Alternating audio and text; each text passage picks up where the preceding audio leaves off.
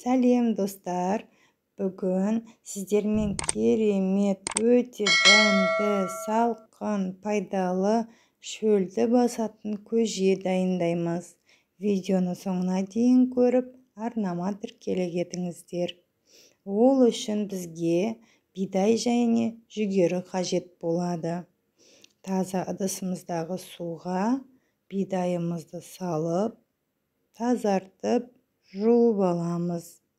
Одан кейін де таза ыдыста суға міндетті түрде 5-6 рет тазарғанша бидайымызды жуып аламыз. Жүгерімізді де дәл солай ыдыстағы суға салып, жуып аламыз.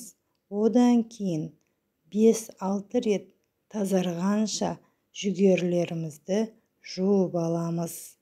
Таза ыдыстағы суға жүгерімізді саламыз.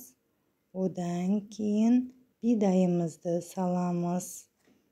Дәміне қарай тұзымызды де саламыз. Дәндерімізді қатты отқа бір қайнатып аламыз. Одан кейін жай баяу отқа 1-1,5 сағаттай қайнатамыз. Өйткені дәндеріміз өте жұмсақ, әдемі, дәмді болады баяу отта. Жүгеріміз және бидайымыз қайнап, көжеміз дайын болды. Енді суытамыз. Суыған көжемізге қою әдемі айранымызды керегінше құйып араластырамыз. Біркелкі болғанша араластырамыз көжемізді. Немесе сүзбе де қосуға болады.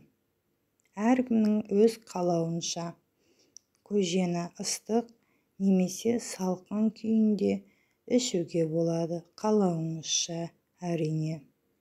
Көжеміз дайын болды. Ас болсын. Сіздермен бірге болған Сандуғаш.